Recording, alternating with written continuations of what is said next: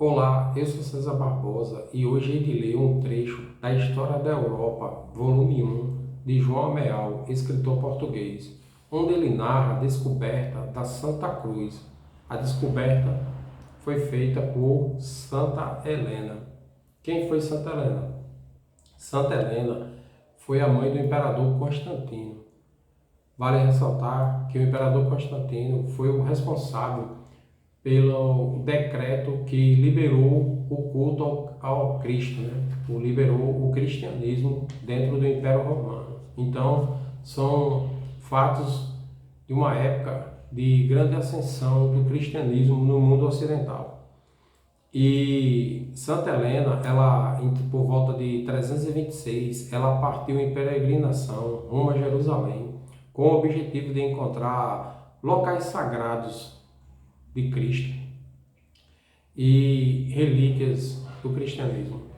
E ela descobriu a Santa Cruz nos arredores de Jerusalém em 3 de maio de 326. E em 335, depois de Cristo, duas igrejas que haviam sido construídas sob a ordem de Constantino foi a de Gólgota e a do Santo Sepulcro. No dia 13 foi feita a dedicação à Igreja do Santo Sepulcro e no dia 14 a exposição das relíquias da cruz. Nesta data, 14 de setembro, ficou marcada como a data da exaltação da cruz e é comemorada até hoje dentro da Igreja Católica. É uma data também comemorada na Igreja Ortodoxa. Embora a narração, a história da descoberta da cruz mude suavemente entre a versão da Igreja Ortodoxa e a versão da Igreja Católica. Então, leamos nós a narração de João Ameal sobre a descoberta da Santa Cruz.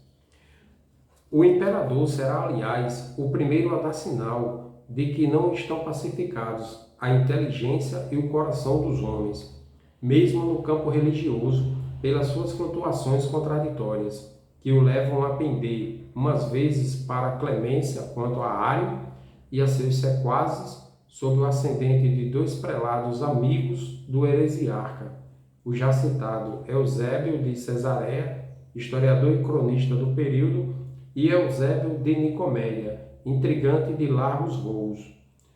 Outras vezes a dar ouvidos aos clamores de Atanásio, erguido a bispo de Alexandria, várias vezes obrigado a trilhar os caminhos do exílio, mais persistente até o fim no intrépido combate pela ortodoxia.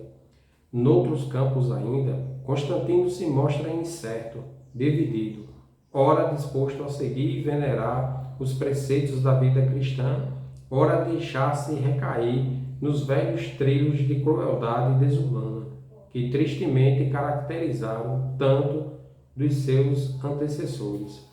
Assim, por exemplo, logo no ano seguinte ao Concílio de Nicéia, em 326, quando do sombrio drama de família que lhe cerca o nome de sangrento nimbo, nesse ano fatal, devido segundo se pensa, a grave suspeita sobre a fidelidade da mulher, ordena a morte de Crispo, filho do seu primeiro casamento com Minervina, e pouco depois a da própria imperatriz Fausta, lacerada cruelmente de golpes pelos legionários em pleno banho.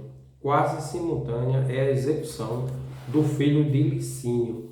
Licínio também por decisão imperial, o que sugere uma dúvida sobre os motivos dos 3 crimes, pois a supressão de Liciniano tem antes o aspecto de ser um ato político, destinado a impedir qualquer tentativa para reivindicar a herança do pai no governo do Oriente. Seja como for, Constantino procede à maneira dos tiranos impiedosos, que não hesitam ante o assassínio, desde que se trate de defender a exclusividade do mando. Veja que Constantino, apesar de dar liberdade de culto ao cristianismo, ele comete atos pecaminosos, não em não harmonia com o cristianismo.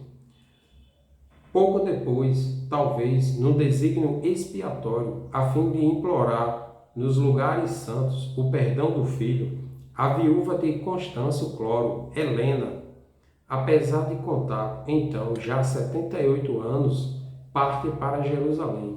Uma vez na cidade onde Jesus sofreu o martírio, empenha-se em escavações diligentes que trazem à luz não só a eminência rochosa do Calvário e a gruta do sepulcro onde o Filho de Deus se levantou na jornada da ressurreição, mas os fragmentos das 3 cruzes que serviram para o suplício de Cristo e dos 2 ladrões. Qual das 3 será aquela em que se consumou a agonia do Nazareno? O bispo Macário de Jerusalém pede ao Senhor que os esclareça. Trazem uma pobre mulher moribunda e fazem-na tocar uma por uma as cruzes aparecidas. A terceira, o Senhor responde: a moribunda ergue-se e caminha.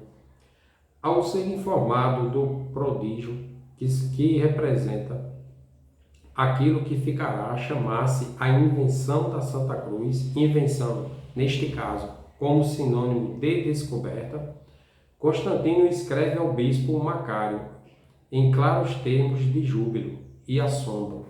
Não há palavras com que celebrar tal milagre, que o monumento sagrado da paixão do nosso Deus tenha podido ficar escondido tanto tempo na terra, para agora resplandecer, na altura em que o inimigo do gênero humano se afunda. Ultrapassa toda a nossa admiração. A razão desfalece, o divino transcende o humano.